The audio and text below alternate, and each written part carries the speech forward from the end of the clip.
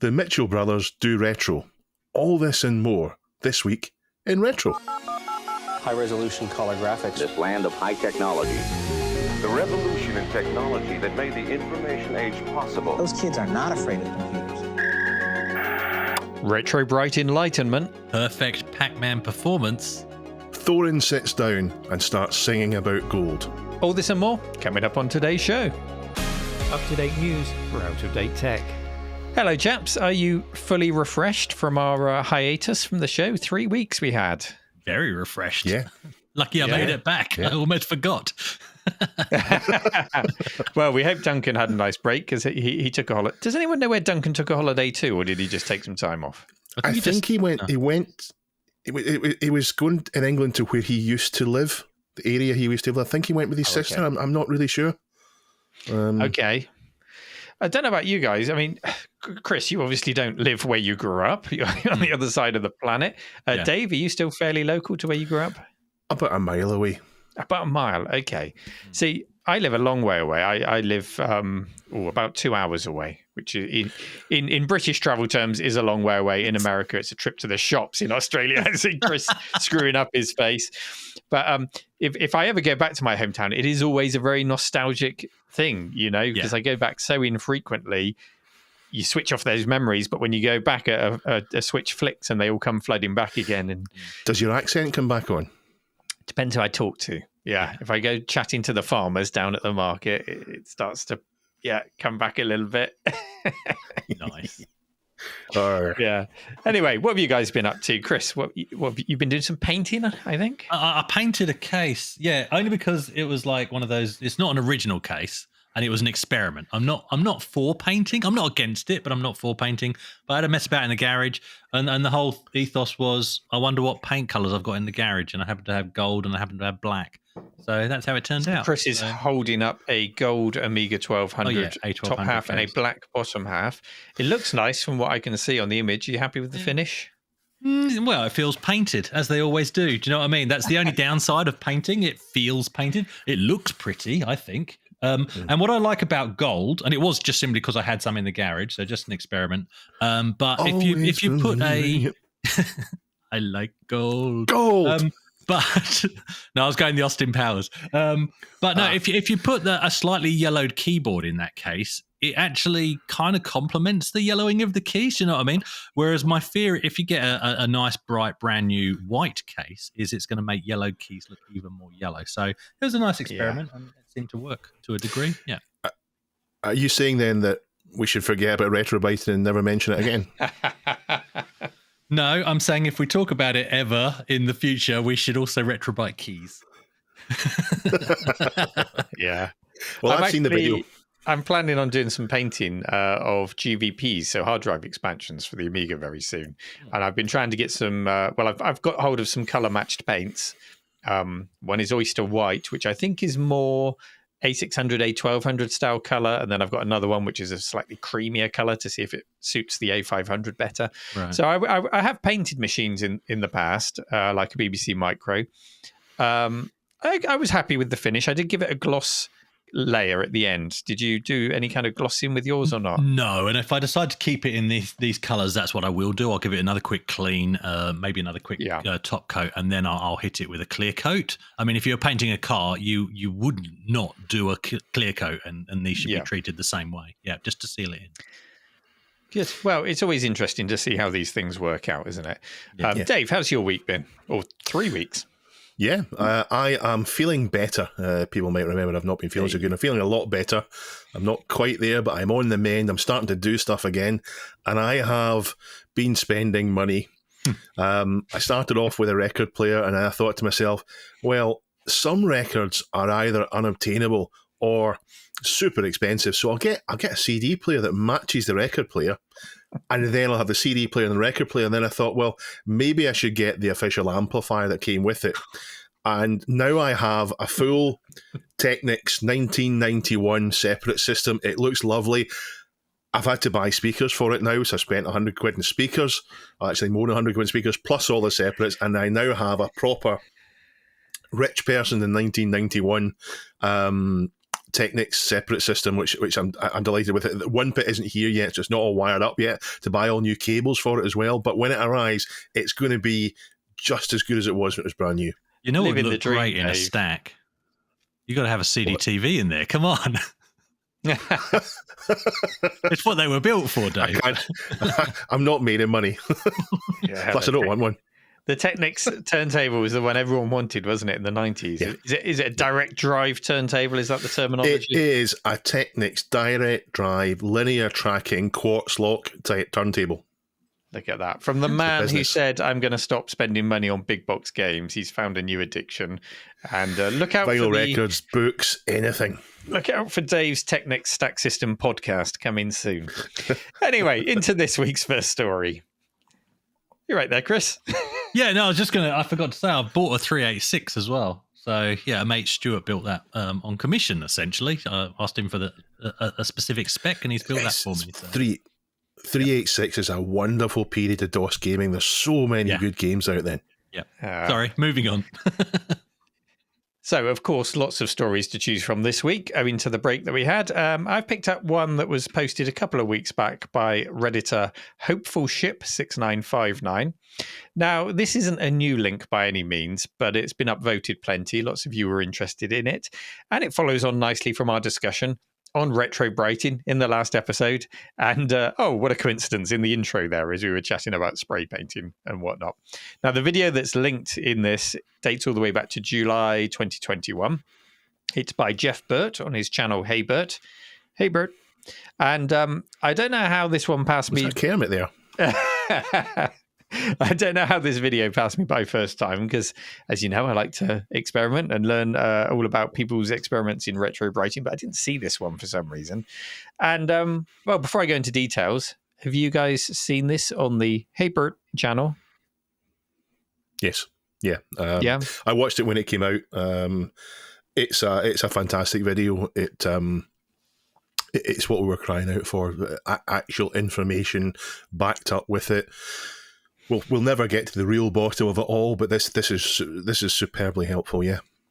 Yeah. I haven't watched it myself yet, knowingly. You know how sometimes you watch a YouTube video and then you forget you've watched it until you get halfway through it the second time through. So maybe I've watched it a while back, but it's certainly not in my conscious memory. So no. I think this is one of those ones that would probably stick if you had watched it. So I'll ask Duncan to put a link in the show notes so you can check it out. It's a 40-minute long video, but in it, Jeff lays the foundation by going over, exactly what gives an object color at the molecular level. He really does lay these foundations before we even get onto the retrobrighting processes. What plastic is and the different varieties of plastic. And he references various scientific papers in his research to back up what he's saying. Now, we should remember not to believe everything that you see on the internet, of course, but Jeff does lay out a lot of information in this video, which it makes sense to me when comparing it to the many trials and failures that I've had in retrobrighting, and just sets off a few light bulbs, which just make you go, oh, so that's why that happened, or that's why I had trouble with that experiment that I did over the years. And he also serves to dispel some myths along the way.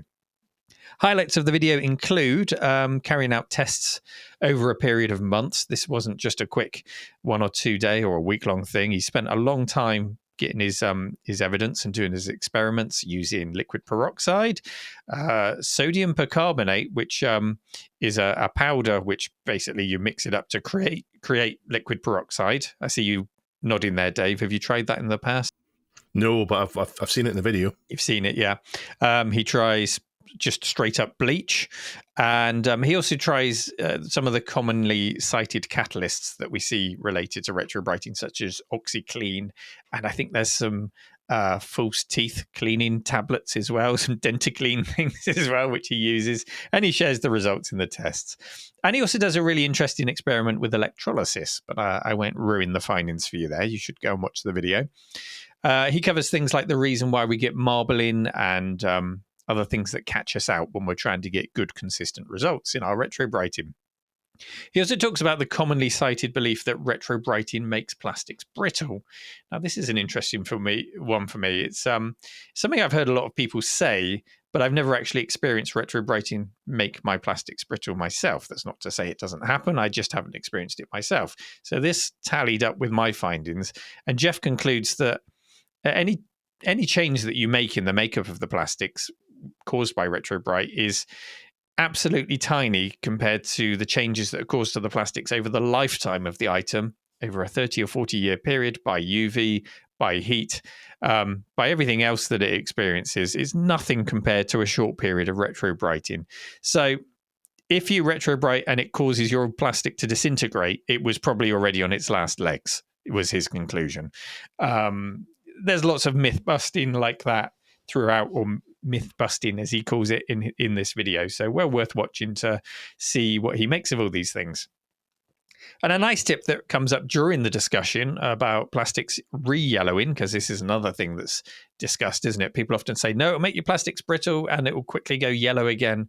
Again, I've never had my retrobrighted things go yellow again any quicker than they already were. Of course, they go yellow again. They're subject to the same, chemical processes as they were before. But I've never noticed it any quicker. And in the past, I have sprayed a couple of items with a UV protecting gloss. I'm not keen on that because I worry if I've got uneven coverage, or if an area wears down more quickly than another. For example, where you rest your wrists, you might wear through that layer, and then you might get uneven yellowing as the UV hits the plastic in at different levels. So Jeff recommends this treatment called 303 Aerospace Protectant. And as I say that, Dave has picked up one. So he's already on that train. It's the first time I've come across this. It's a UV spray. Now, Dave, how do you use it? Do you spray it on the item and leave it, or do you wipe it on your items, or have you not used it yet? You spray it on, and then with a microfiber cloth, you wipe off the excess to make sure it's spread over equally. I have sprayed it on speakers that I bought for my ST that needed retrobrighted, so I retrobrighted them. First time I ever retrobrighted, and then I sprayed that on, smeared it all over, and left it to dry. And I can't see the speakers looking any different now than they did before I sprayed it. So as far as I'm concerned, it's an invisible coating. So that's a UV protective layer, but it's not in the same way as a gloss paint. So, if you need to wipe it off, you could probably give those speakers a really good clean and get that all off. But I'm certainly going to do that now with all of the machines that I have in the cave on the hands-on area. Yes, I have skylights on all the windows, but anything I can do to help, give some longevity to those plastics is a good thing. So I'll give that a go and see how we get on. He also discusses with disgust the myths of bromine. And again, I'm not going to ruin the video for you, but it's all discussed in a 40-minute video, which I think is worth a watch. For me, I think it's really going to help to fine-tune some of the methods that I use. It doesn't discuss the method that I'm currently using, which is the plant propagation box that I have, where I just put the no, you're I think he does. Well, he does bring into the discussion a heated mat. Yes, that's what I mean. Yes, yeah. Which is interesting because in his process, he just uses a box which is completely sealed. He doesn't rely on sunlight or any kind of light whatsoever. I don't think, does he? I don't think there's a light in the box. Don't think so. No. So he really just depends on heat. So that was interesting to see as well. But he may well have expanded on his method since then, because it is over a year old, as I said, this video. Well, so Dave, I learned some things from this video. What did you learn? So I watched it at the time, but I watched it again today, and I actually watched one of his more recent videos where he does a VIC-20, and he's still using the same system. He's still closing it up, and I've got a blank in my head if he uses light on top once it's closed up, but I know he seals it up, uses a heated pad, and he puts polystyrene around it to keep the heat on, so he's not wasting electricity, and it works for him. But it took a week for the VIC-20 to get mostly back to normal. It wasn't fully back to normal, although he was using fairly weak 5% peroxide solution, and he wasn't using the vapor method that you were using, but he was using the heated pad. And I noticed that the heated pad mentioned propagating on it, so that's what the pad's actually for, for propagating plants. And that's why I felt that maybe there's a common root in what you're doing, the root, pun intended, in what you're doing there. So I did learn a bit more from it. It's good to get kind of reinforcement for what we're doing. I think the right way to retrobrite now is not using Cling film and cream, I think if you're going to use cling film and cream, you would instead use your method, which is vapor, or you can use immersion if immersion still works for what you want to do. Now, Neil, are you going to make any changes as a result of watching this video? Are you going to change what you do, or is it just reinforce what you're doing? Well, I'm also a fan of the immersion method, but as we often say, it's the cost of the peroxide that makes it so prohibitive. It's fine for keys. Keycaps is fine. Yeah, in a Ziploc bag or something like that. So, and that may be why he's using 5%. It might be cheaper, or he might have diluted it down. And Jeff is clearly not in a hurry because, as you say, 168 hours or 7 days that VIC-20 was in the box for. Low and slow with 5% and the heated mat. And, you know, if you've got the patience and you're not in a hurry, then that is a very safe method. And he's got good results, as we've seen from his videos. So I think that's a great way of doing it. In terms of my own method, I might look into the heated mats that he's got, because the advantage of those is they're not built into the box like mine is. So you could potentially have multiple heated mats all lined up for a larger item and put, you know, a larger box on them. So that could work quite nicely.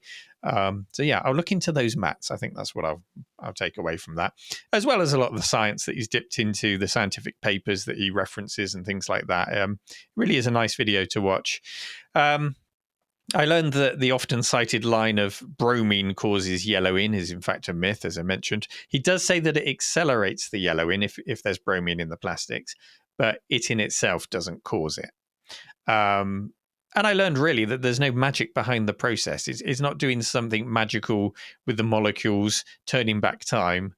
He really does conclude that retrobrighting is a bleaching method. That's all it is. You know, you're bleaching. So he also does seem comfortable with the SunBright method, which is often brought up as a safe way of doing things, just leaving an item out in the sun if you live somewhere with sun.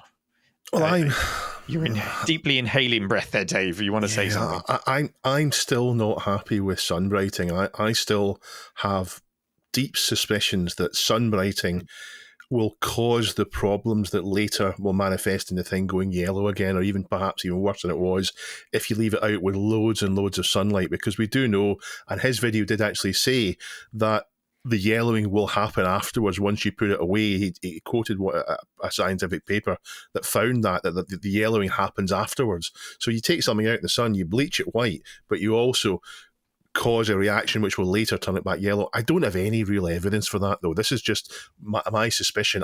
I would be much more inclined to have it in a box with heat rather than outside with sunlight. But again, maybe time will tell. Maybe people will get more information on that.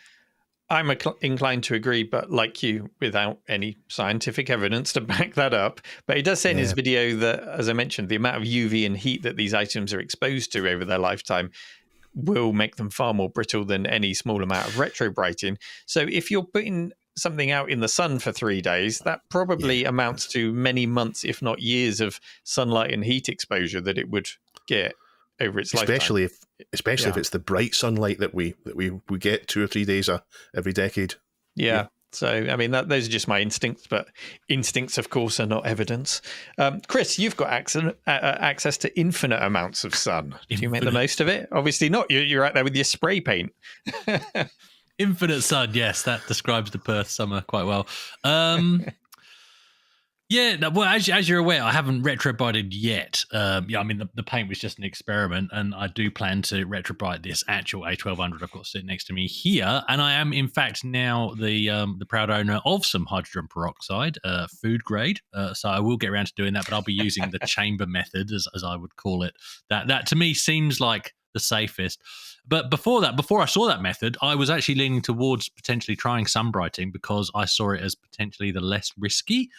But let's talk about that infinite sun. You know, in the summer, you're almost guaranteed, you know, a week's worth of over 35 degrees over here, centigrade. So is it less risky, or am I actually risking melting the items whilst attempting to make them look better than they started off? That's well, my fear. Jeff does specify in the video that you want to keep it under 50 degrees C, I think was the figure that he gave. So if in your plastic peroxide prison you can keep it lower than that, you can pick up pretty cheap oven temperature sensors that you can just put the probe into the box and have the wire coming out, so you can keep an eye on the temperature in there, and keep it below 50. When I do mine, it sits at about 40 degrees, 35 to 40 degrees. Dave? And not to steal any of the thunder from Jeff's video, but he does mention that plastic, long before plastic actually melts, it does leave a glass phase and it turns into a phase where it's more malleable, where basically it will warp. So you do need to be really careful. If you have it out in the sunshine, it's enclosed in there, maybe 35 degrees, but it could be 55, 60 in there, and you may find that things start to slightly warp. So really be careful there. So on that, but if you're not in a hurry, Chris, you can just do what Jeff seems to do in his video, which is just leave it inside for a week running. You don't necessarily need to use the sunshine there. Yeah, true. But I was just thinking from what you guys are saying, I mean, if I'm leaving it, if I was sunbrighting, well, then you're not putting it in a chamber. Therefore, the ambient temperature is the temperature. So I'm not going to reach 50 degrees even on a per summer's day. Well, not normally. Whereas if I'm putting it in a chamber and using the method I was leaning towards, then there would be more risk of overheating potentially. Yeah. But then there is the risk of a kangaroo stealing your case without the chamber. So no, it's drop bears. Swings and roundabouts. You've got to look out for over here. Drop bears. What's a drop bear? Dingoes and spiders and snakes. What's a drop bear? Cool. Scorpions. Drop bears are a real thing, aren't they? Yeah, they're definitely real. Thing. Yeah, they look just like a koala, but they've got really sharp, pointy teeth and claws, and they'll rip your face off. We have to worry about haggis stealing things here. If you leave anything out of haggis, I'll be off with it. I was mugged by a haggis when I visited Glasgow. I think it was a haggis. Good. Deserved it. Well, anyway, back on topic. Away from haggis mugging. Wouldn't it be nice if, Jeff mentions a couple of times that his evidence is not sort of lab grade evidence. He doesn't have the equipment to do certain comparisons. So we're doing a lot visually. We're looking at pictures of keys and comparing them to a sample. I just wish somebody with a lab and all of the equipment would dedicate their life to this. Is this too much to ask? Maybe a grant to look into the problem and find a definitive method and the science behind it. I'd love that to happen. What I really want is someone to take like the back of an Amiga 500, a nice big bit, and cut it into pieces, do various bits of retrobrighting and store it in different ways with and without protective until you have, 32 different combinations of things, and then see what happens 2 years later. But then that's just one piece of plastic. Another piece of plastic could have a different makeup. So I had the perfect specimen for that because I had a broken A500 case, the bottom half, that I could have done exactly that, Dave. Unfortunately, I covered it in black and gold paint, so I can't. There we go. So, we end this segment sounding probably more confused than we started out with it, but I promise you, go and watch Hey Birt's video and you can be a bit more enlightened. One of my all-time favourite games from back of the day was Pac-Man. To be honest, though, while I love Pac-Man, I think I only played the actual arcade version maybe once or twice. I was, of course, mostly playing Pac-Man clones on home machines.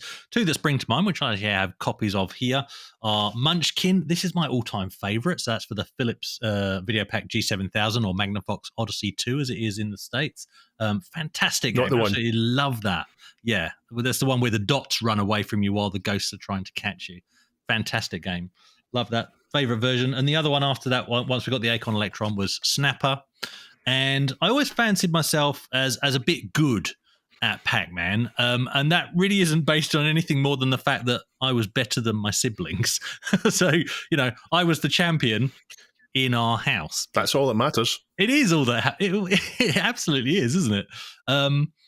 But I think that still holds true. I think I'm still the best Pac-Man player in my house, even against my boys who are 22 years old, who, since a very young age, they were playing on this, actually, the Namco arcade stick. So you got a version of Pac-Man. To this day, if anybody can tell me what port it is on this, I've heard it suggested that it's the NES version, not actually an arcade emulated version. So interesting, but it's a very good port of that.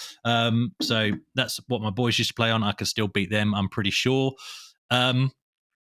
But I tried on the weekend just to see what my high score these days was, and I was getting a little bit not bored, but a bit frustrated with it, and I'll explain why in a second. But 15,000 was the best score I could muster. I think that's on about the third maze. I have no point of reference for that. I don't know if that's a good score or not, Chris. Is it? Well, we'll come to that. Okay.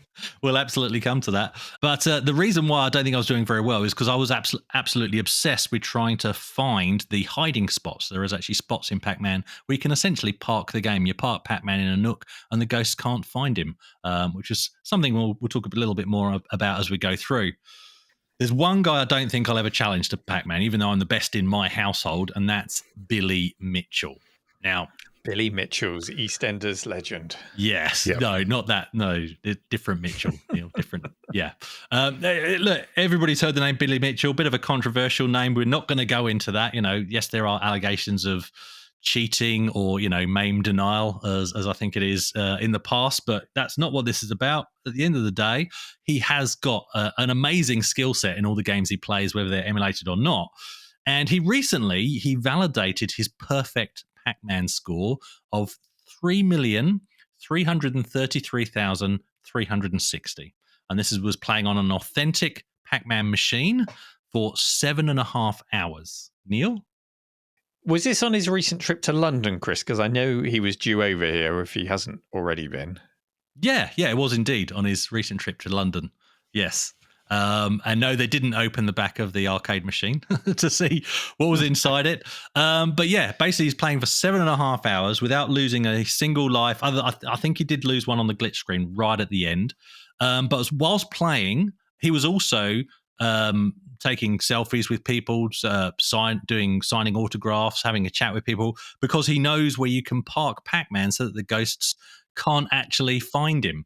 And he actually talks. There's a whole point in the stream. Obviously, you can watch the recording where he's having a chat and he's happily telling people, yeah, you can park it here. And if you park it in this spot, the ghost won't find you for 18 minutes. And if you park it in this other spot, the ghost will never find you. And I've got one running back at home that's been running for X amount of months. And he basically states that he's got this arcade machine at home that's running. It's a live game, but the ghosts can never find Pac-Man because of the place that he's parked it in. So fantastic. So I never knew that so much about Pac-Man from just watching some of this stream. But yeah, no, really, really cool to watch. Neil, I know you're a tad competitive. Would you take Billy on in Pac-Man? Or if not Pac-Man, have you hit the highest possible score on any of the games that you've played? Oh, absolutely not. No. Unless we count epic skid marks. No. That's a game, by the way, not a description of his law. I mean, my problem with Pac-Man is that I can get quite bored of a game quite quickly, and the idea of playing Pac-Man for 7.5 hours is absolutely insane to me. I mean, that is the skill. The guy clearly knows the mechanics, the ins and outs, the dead zones, and all the rest of the game. And beyond that, it's just pure patience and perseverance, isn't it? And that is absolutely mad. 7.5 hours. Fun story about Billy Mitchell is we've been building the arcade museum here over the last few weeks, and we've just taken delivery from Alex of his wonderful Nintendo Sky Skipper arcade. This is an arcade that Nintendo never released, and there's a whole video about it, which I'll ask Duncan to link over on Alex's channel, which is now Arcade Archive. He had a rebrand. That's the name of the channel. So go and give that a sub. And the whole video, the whole story about how he found the PCB for the unreleased Nintendo game, restored it, created the cabinet using a Popeye as a base cabinet, and then eventually revealed it over in the US at Nintendo of America. And Billy Mitchell was a part of this story because way back before they even found the PCB, they had a chat with him and just said, do you remember this game called Sky Skipper? Have you ever played it? And he said something along the lines of, now that's a name I've not heard for a long time. Yes, I did play it. And he confirmed the existence of the game. So that enthused them to keep looking. And then when it was revealed, when in Nintendo of America, Billy Mitchell actually played it, and Walter Day was there with him, and they did a big reveal. And it was just a great thing. Getting this unreleased game back up and running for everyone to play, and now it's at the Arcade Museum. So Billy Mitchell was very much a part of that. I think people are very quick to jump on him for the allegations of cheating, which has been proven in many ways, I think, hasn't it? Has it been proven beyond doubt? I think in some cases it seems to I have never been. cared. But on the other side, you know, he's a much more complex character than just that, I think. And he's done some great things for the community as well. So there's a balance to be found with Billy Mitchell. Yeah. In terms of Pac-Man games, though, Fast Food Dizzy, that was the one that I used to like the most. The clone of Pac-Man on the Amiga and other platforms, but that's where I played it. Budget game that I picked up. It was just quirky and fun, and it had the little cut scenes between mazes and things like that. Well, interesting. This story was brought to us by Prize Shopping 2930 on the subreddit. Do please go and read the post because he was actually there. So he witnessed it. And Billy actually let him play the glitch screen after hitting the perfect score right at the end. Wow. I didn't even know there was a glitch screen. I've never witnessed this or seen what it looks like. So yeah. And in the subreddit, there's a link to the time code on the Twitch stream supplied. So basically, if you click on that link, it will take you to basically where Billy hits the high score, and then invites our listener over to actually play on the glitch screen, which was really cool. And so all of this happened on Friday the 16th of September at the Four Quarters Elephant Park arcade pub in London. And I'm pretty sure Billy said at that point, does anyone here listen to This Week in Retro? And someone put their hand up, and that's why they got to play, right? That was their in. That's exactly right. He looked around, he said, where's Chris, Neil and Dave? Oh, I can't find them. I'll grab this guy. Yeah, that's what it... No, I don't. I assume he's listening. Hi, Billy. He might listen. You never know. Billy. Dave, have you witnessed any gaming legends making or repeating history, or have you been part of it yourself? Well, I don't have a mirror in my game room, but sometimes I can see a reflection of myself on my monitor if it's dark. I think this is a bit of a double-edged sword.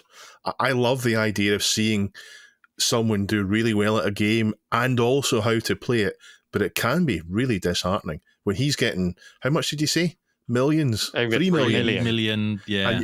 And you got what, 3,000 did you say? 15,000. Sorry.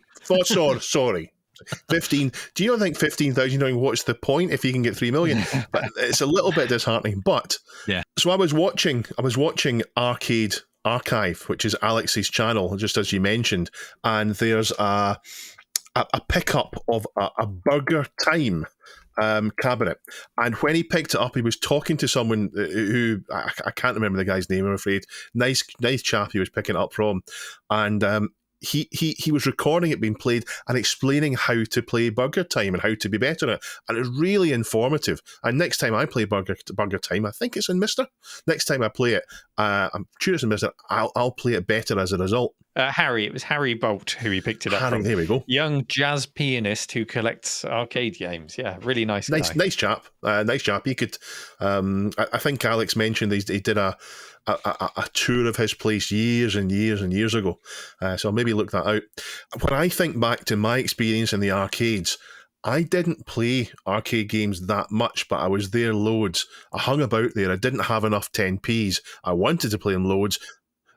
I hung about there. It was a great place to go. It was fun on holiday in Blackpool or down in my local arcades where I live, or even in Spain. There was always a few there, like Black Tiger in 1942, but I didn't play enough. And when I got MAME 20 years ago, when you first get MAME, 25 years it is now, when I first got MAME, I would just give myself loads and loads of credits and just play all the way through to see what it was like.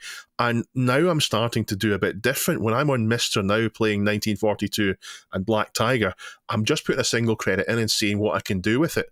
Because I think that's different. It's quite different to just playing it through. It's not the same at all. So maybe I need to push myself to do a bit more, but maybe I shouldn't be watching what the high scores are and putting myself off. That's so true. I used to spend a lot of time in the arcades just watching other people play for the same reason. I didn't have the money. And now if you're playing any game, even if it's on the Amiga or whatever, and you can get access to infinite credits, it's almost like, what's the point? Do you know what I mean? Because those games are intended to be hard and to see how far you can get on a single credit. So, but yeah, I mean, I still love Pac-Man and high score challenges as well, as you guys know. But I think I'll let Billy have this one. But really, I think it's an amazing story for one of our listeners and contributors who was in the right place at the right time and saw this event firsthand. The listener lucky enough to be there for the event was Chris Skitch, who is originally from Brisbane in Australia, actually, but now happens to live in London. The other Chris, the opposite Chris. The other Chris, yes, the anti-Chris. Because I was born in England and moved to Australia, and around the same time, because it was about 20 years ago for him, he was born in Australia and moved to England, and he's also he's literally the anti-Chris. But anyway, well spotted, yeah. But yeah, he's visible in the Twitch stream. Hanging out with Billy at around to save you watching the whole 7.5 hours if you don't feel like doing that. At around the 1 hour 19 minute mark, you see them meet each other. And then at around the 7 hours 7 minutes mark, or like I said, there's a link in the subreddit to the exact time code. That's when you see Billy actually invite Chris up to play the glitch screen, which is fantastic. So, Skitch, mate, thank you so much for sharing your story with us and the This Week in Retro community. The 40-year-old Hobbit. It turns out that the seminal text adventure with pictures, The Hobbit, is now 40 years old. The game was released by Beam Software, which is it's actually an internal part of what was Melbourne House in 1982 on the humble ZX Spectrum. It was later ported to the Apple II, the BBC Micro, the Commodore 64, the Auric, and the PC in 1983, a year later, and then eventually to the Amstrad CPC and the Apple Macintosh and the MSX. Now, the article linked by Robertson 1107 talks about the creator of The Hobbit, who is Veronica Megler, who had become a bit disillusioned with the early world of computing. She said, I think there were 4 women in a class of about 200 people, and it was pretty misogynistic. She recalls in the article. She said she'd already built her own PC, buying the motherboard, chips, capacitors and diodes from an electronics shop in Melbourne, Australia. And in the store, they'd say, tell your boyfriend we don't have these. Now, aged 19, she applied for a part-time job at a local software company called Melbourne House, and they went on to release a fair amount of different software for the 8-bits. I think in the 16-bit area, I think they ended up getting bought out by Infogrames. I think they went consoles in about 1987. And the first thing she was told when she was hired was, write the best adventure game ever. So that was in 1980. And 2 years later, they released The Hobbit. Now, she was already a fan of the Colossal Cave Adventure, and she said she'd mapped it out. The Colossal Cave Adventure is the very first text adventure. It's wonderful. There's a new one coming out this year in VR from the Williams. And she brought in a friend called Philip Mitchell, who I presume is one of the Mitchell brothers from EastEnders, and also brother to Billy Mitchell. Yeah, hence the show title. She brought him in to assist at the games parser.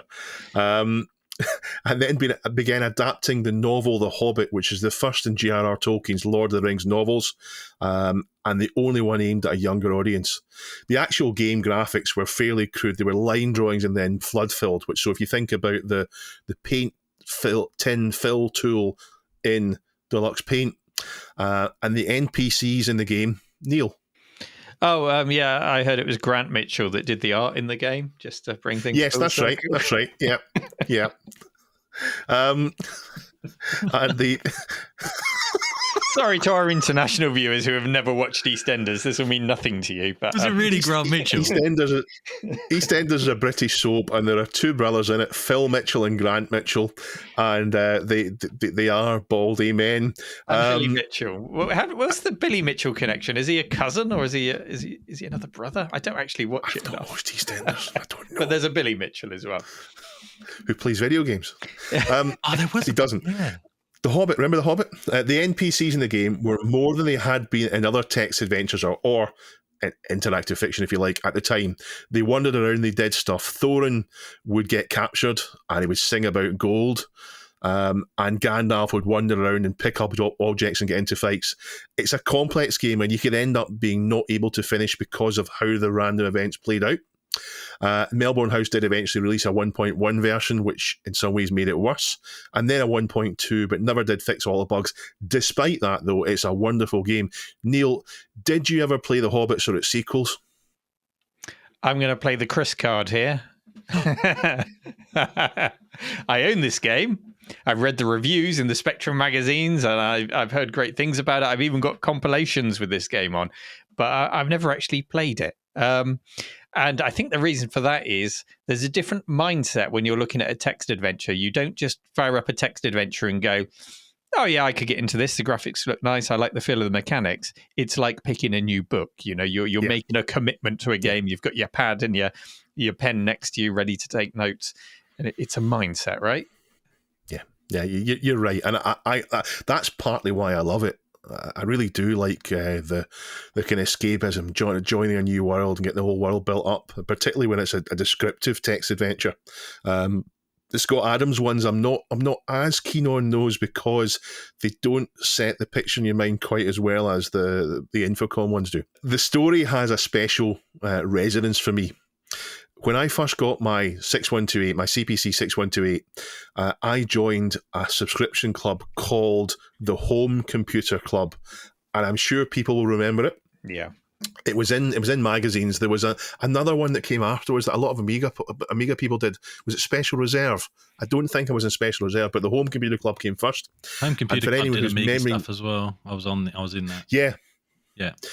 For anyone whose memory needs jogging, what happened was you would get offered some cheap games. You would maybe get 3 or 4 cheap games. You would buy those, and that would be your kind of welcome pack. And then you would be subscribed. And then once a month, they would send you a default game unless you chose a different one. But you had to buy one game a month from them at a discount. It was actually okay. I mean, it wasn't a bad deal, but it did mean that you were buying a game where maybe you wouldn't be buying a game otherwise.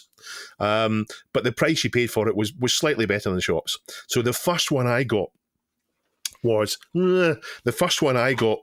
this, and I'm going to hold it up to it. It's the Lord of the Rings game 1, and this is the very, very start of my big box collections, I guess. This is the first game, and it's super important to me because it's what got me into the world of Tolkien. I hadn't read any Tolkien until I got this. I certainly had afterwards. It got me right into it. In fact, if I'd got the cassette version instead, the cassette version was much thicker. It looks like a thick double VHS case. Yeah, I've got that one. The case is falling to pieces. It's become very brittle. Yeah, mine is exactly the same. I'm gingerly opening it up here, but if you look at the inside of it, you can see that the Fellowship of the Ring is actually inside there. The novel,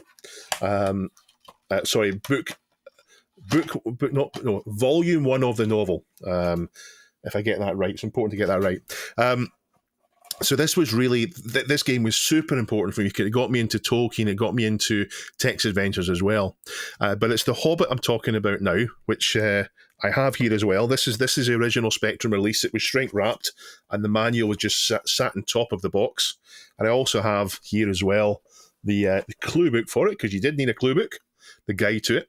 But the Hobbit was super important for it.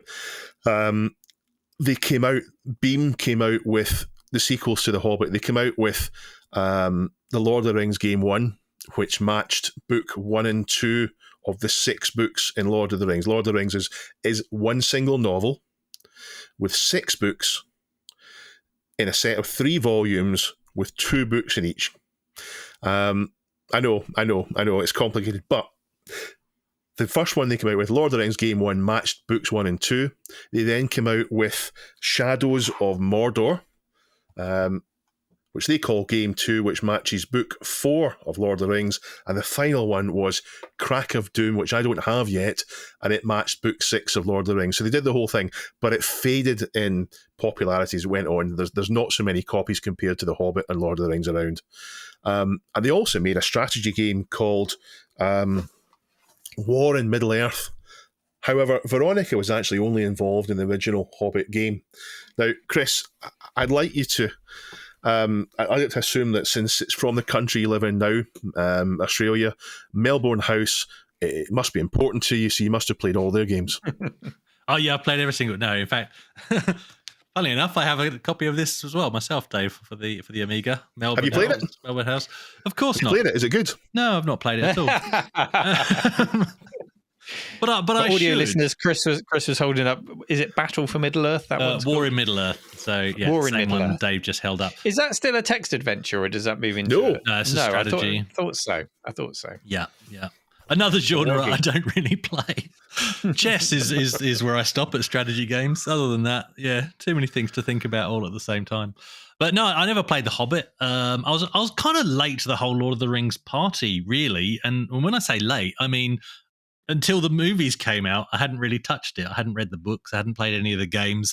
And then suddenly there's movies that you can kick back and watch. And now we actually love it as a household. We were Star Wars freaks. And now I'd say we're equally Lord of the Rings freaks and the Hobbit freaks, to the point where we've watched, obviously, the extended editions, by the way, are the only versions worth watching as far as our household is concerned.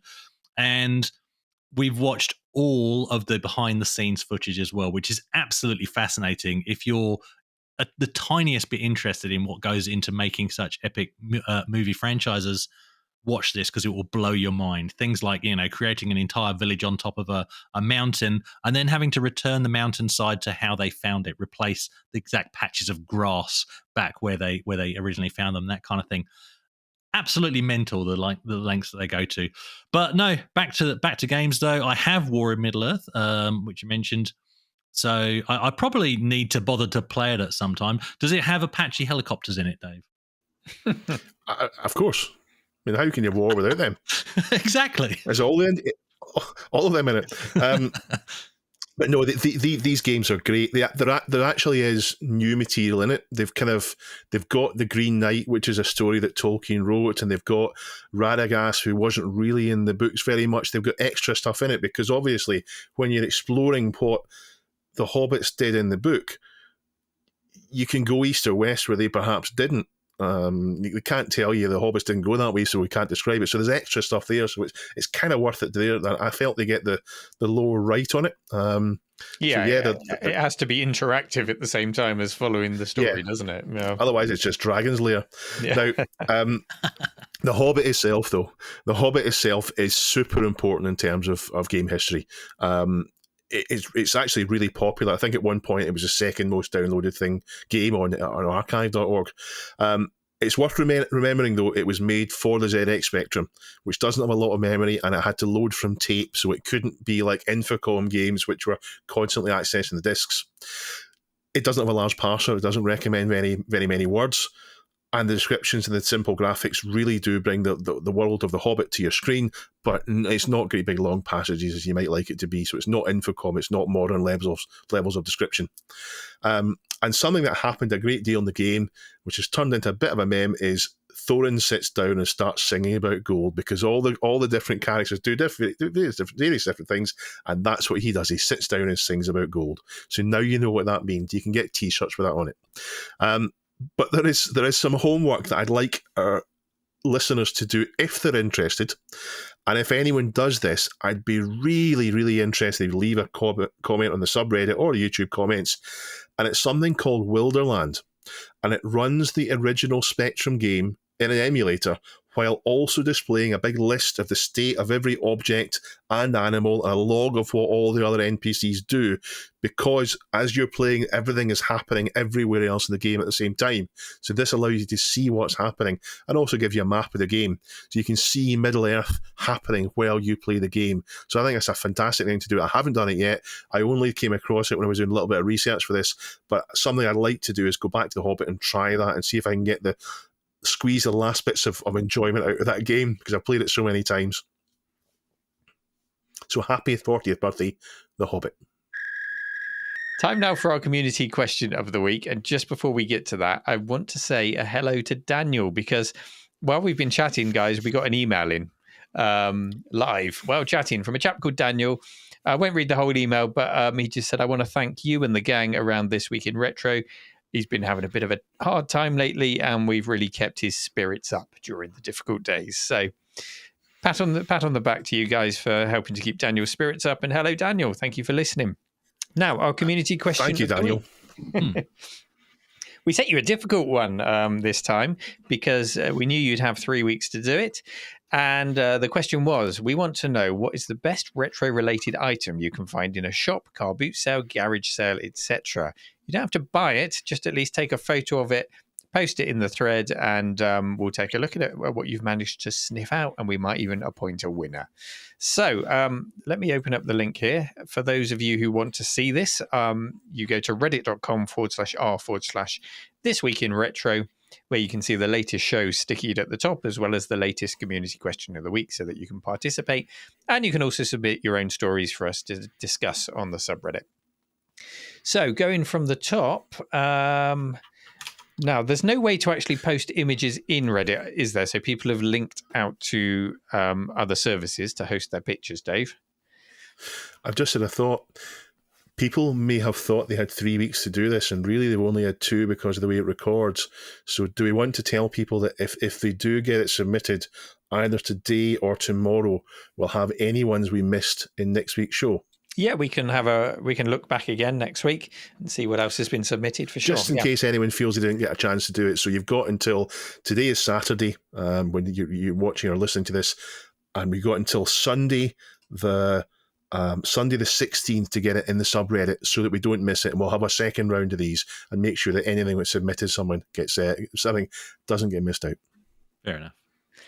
Okay, so top of the subreddit, there are some quite long answers, so I think maybe if we can shoot through some of them and look at the pictures. The top one is from ZZ Lee ZZ, who talks about going to car boot sales. He has been swearing off of them due to mountains of baby clothes, dog chews, and Poundland rejects. Yeah, the car boot sales are very hit and miss, Lee. Better scores he's had this year include an Atari trackball for £3, a Zip Stick for £4, an Atari 2600 Junior with 25 games and joysticks for £30. Wow. But he says it feels like cheating to share those because he's already found them. He's shared his Twitter feed. I see which Lee this is. This is Lee from More Fun Making It, which is a YouTube channel out there.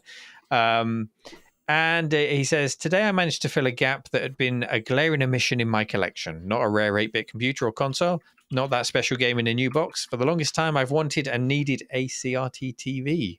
And today that box is ticked. For £5, he picked up the perfect late-built Philips TFT Kinda portable colour TV, crucially including SCART and composite inputs, and a fully functional DVD player. So that's probably going to appear on Lee's workbench at some point, because having all of those inputs is perfect for testing when you're repairing things. So £5 TV.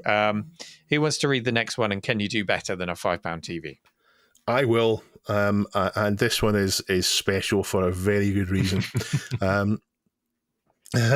So Sparkyar says, I'm from Argentina, and this week's question reminded me that I haven't got back a Spectrum like the one I had when I was a kid.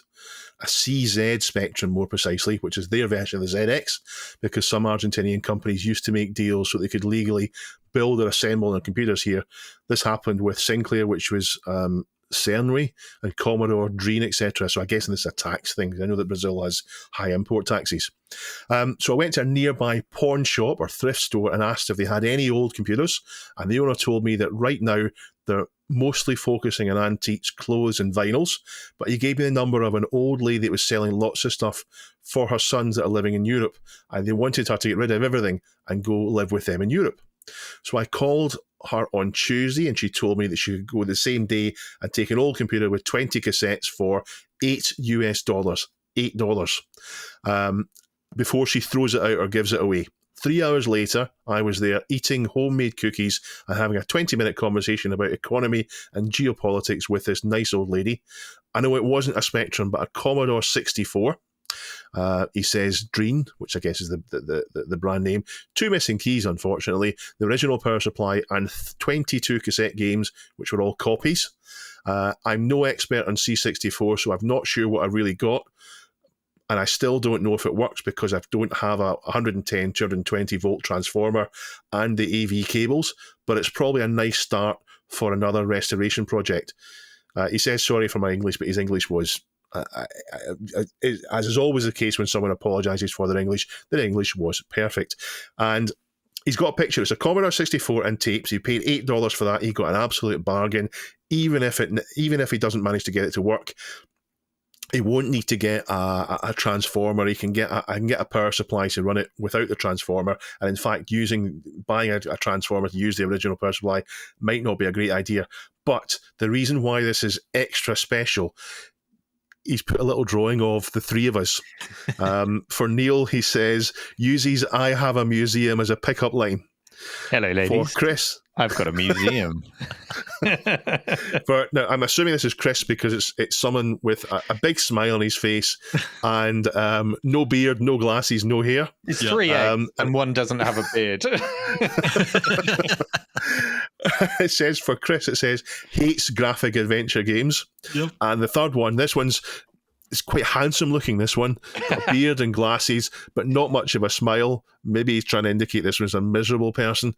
Assuming it's me, and it says, still not sure if he speaks English. I think we're all in that boat, yeah. We all had a really good laugh when we saw that. It's absolutely brilliant. He's actually got pictures of the C64 internals. It looks in a decent state inside. Yeah, it's not badly damaged. He's got a bargain. $8 is an absolute bargain. That's fantastic. Yeah, nice. So, well, Chris, do you want to come on to the third one, which is Evan B. Thompson? Yep, no worries. So he's got a little bit of a cheat. He found a Lanier Typemaster word processor at a local tip shop in New Zealand about a month ago. And he was just very surprised that he found a vintage computer at all, that he posted to a local vintage computer Facebook group. And he has supplied us with some photos. I was just looking at the picture of it. This is a beast. It is. When you read Typemaster word processor, you think it's probably just sort of a slimline thing with a little LCD screen. No, this is a monster, isn't it? It's massive. Yeah. So as he describes, 8 inches. 2 8-inch drives and a printer on top, and I think an 8080 CPU. He said he didn't buy it because it looked like it weighed a ton, but someone must have, since it wasn't there the next time he went. So there you go. I've never seen such a thing. It looks like it's designed like a luggable, but I don't think it is. I don't think that keyboard slots back onto the front. I don't think there's a handle to lug that around, but kind of portable. You could move it to another desk, but might be a 2-person job. Okay, brilliant. Has anything else popped out on the subreddits for anyone else here in the answers? Let's have a flick through. Someone got a Phillips screwdriver. Yeah, someone got a Phillips screwdriver. Someone else, Evan B. Thompson. Oh, he said, I can't figure out how to post a picture, but he did, obviously. So he did come back and post a picture. And then Kefka Floyd, the last one, is my usual runs to the thrift stores are on Saturdays, which is perfect timing for listening to This Week in Retro. Things are always feast or famine. You can go weeks without seeing anything interesting, and then blammo, all the neat things come out of the woodwork. I thought I wouldn't have anything interesting to post because all I've seen the past few weeks are some game discs, but this week really came through. This was by far the best day I've had for interesting things in a long time. So I think we can take the credit for that. In the interest of fairness, I'm saving my actual entry for the question until the end, but this weekend has some genuinely neat things pop up that I'll share as well. A Sega Genesis, which is, I think is that the Sega Mega Drive version, 1 non-HD graphics for $60. This isn't a terrible price, but not an impulse buy either. I'm sure some Sega person will enjoy it. A row of manuals for various old software like DOS, Windows, and QEMM, the memory manager, includes various shareware projects like PKZip. People paid for that. Is that like paying for WinRAR? Comedic items like this data break, it stops hackers in their tracks. Maybe that asterisk is doing a lot of work, I'm sure. I don't know what it is. It plugs into the wall. Picture of this data break. Yeah, it plugs into the power socket, is it? No, plugs into the phone socket, I think. That looks like an American plug. Plug into wall here. Plug in your, I'm guessing it's a computer here. And then it says on the back how it works. I don't know how that works. It says for modem and DSL connections, which makes me think it might be to do with the phone socket. I wonder if you plug your modem into that and it does absolutely nothing, but you think it did. No, I've worked it out. So you plug it in because it goes into a power socket. So you plug it in and it doesn't let any power through to your computer. Therefore, it's safe from hackers. Because I know you can get a Faraday cage to put your Wi-Fi in to protect you from. I'm not joking. You can put your Wi-Fi in a Faraday cage to protect you from the signals from it, and of course, Brilliant idea. it'll also protect you from Wi-Fi. Yes. He says the funniest of them all was a book of Scuzzy, which I'd put in a Twitter account called Books with Threatening Auras, and it's a picture of. It looks like just a normal adventure book, but it somehow says something to do with Scuzzy. Don't know. Here's my actual entry for the neatest things you saw. One shop had bundles of brand new 5¼ inch, never opened floppy disks. There were 15 boxes total, divided into 5 bundles of 3 boxes each. 4 of the bundles were high density, while 1 bundle was double density. They're all sealed in wrap and never opened. One 3-box bundle cost $10, so I picked up the double density bundle and 1 high density bundle. Polaroid was local to us here in the northeast US, and I can only guess that maybe some former employee finally cleared out their attic and donated 15 packs of floppies to the Goodwill. Do you know, Dave, the wonderful thing about these floppies is I'm just looking at the picture of it, and on the front of the packet of 5¼ inch floppies, it says lifetime warranty. So there you go. Should this product prove to be defective in materials or workmanship any time, it will be replaced free of charge. So long as the company exists. Yeah. Have you got your receipt there, sir? Oh, without your receipt, we can't help you. Yeah. So, as we mentioned... Hang on, just looking closely, if you look at the picture of the white floppy disks, it looks like it's next to a Lord of the Rings Pez dispenser. Yes. Did you see that? Yeah, I saw that. Yes. This is a beautiful bookend to the stories. Oh, yeah, Pez, yeah, on the Yeah. left-hand side, yeah. I can see the pop thing beside it, you know, the little, yeah.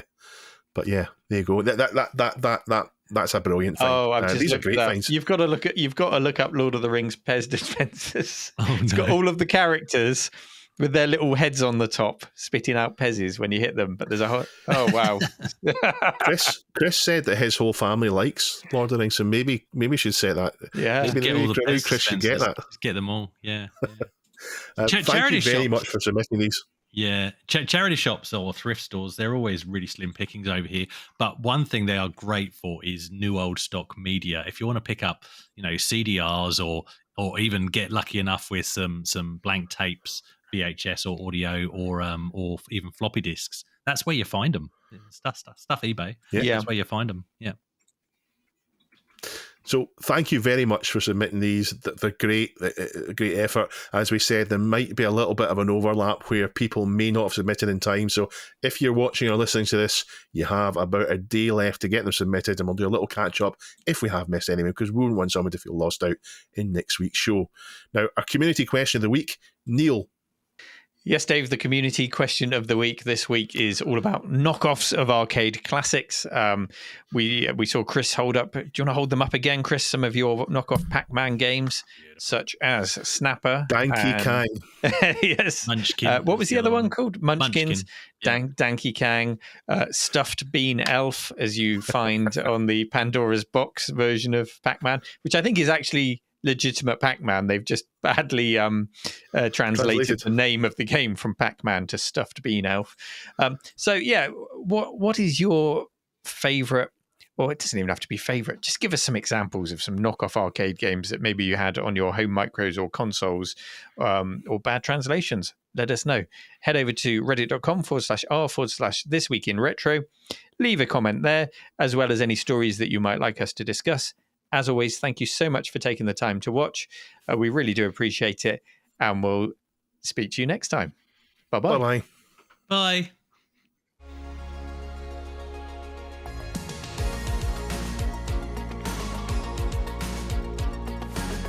This Week in Retro was presented by Neil from RMC The Cave, Chris from 005 AGIMA, and Dave.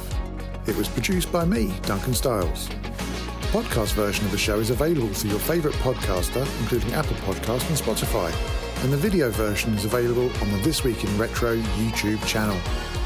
Join our community subreddit at r/thisweekinretro to suggest and vote on the stories we cover on the show.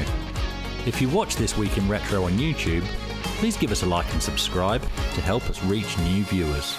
If you enjoy our show and would like to support it, then please check out the link to our Patreon page in the show notes or description. Thank you for listening, and we'll see you next time for more up-to-date news for out-of-date tech.